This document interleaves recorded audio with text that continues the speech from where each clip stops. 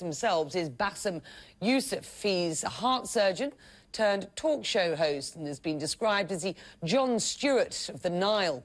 His programme emerged on the internet just last year in the wake of the uprising and became popular, if not controversial, for its satirical take on Egyptian politics and state-run media. He joined me here in the studio a little earlier to talk about this upcoming election. This is what he said.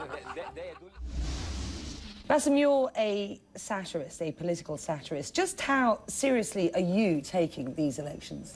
I am taking these elections extremely, extremely serious because, you know, when you drive into the streets of Cairo right now, you look at the billboards, which, by the way, crazy. Are everywhere. Instead of seeing all the ads for the fizzy drinks and for the telecommunications and for the food products, now you see presidential candidates. You open up the TV, it's like ads, really, really intense, very well made, expensive TV ads for each candidate. It is so dynamic.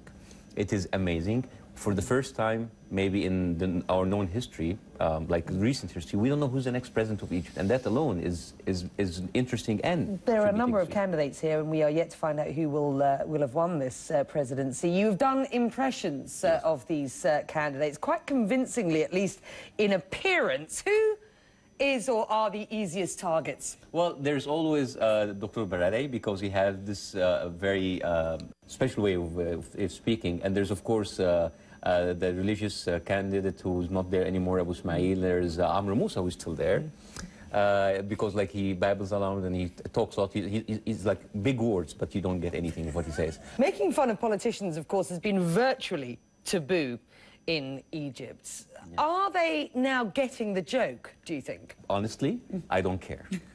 Well, they have to live with it. They actually have to live with the fact that they're coming in as an employee, not as a pharaoh, not as a king, and they actually have to live with people making fun of, even if they are the best presidents in the world, because, you know, people, when speaking about politicians, we're not going to say how good you are.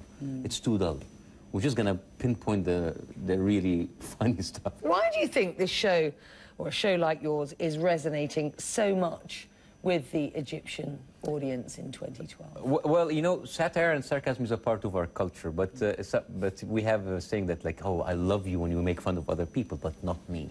So now I'm actually like doing it to everybody, including myself, and I'm just speaking as everybody speaks. It's a serious political show, not a comedy, and I go in and I'm straightforward, and I speak exactly the same words that a normal layman, people on the street do, and I come from the internet. So we're quick, we're hip, we're like Facebook and Twitter and YouTube, and there's a lot of competition there. So we have to really keep up with our game. I'm sexy and I know it. Given the choice, who would you like to see running Egypt going forward? I don't know. I'm between choosing the best person and the best person to make fun of. So I don't know. I mean, you know, remember like George W. Bush when he was there? I mean, like for 8 years, SNL and Jon Stewart had the time of their lives with that. You know, like, it's like with Al Gore, I don't know. I think that most of these shows would have closed down.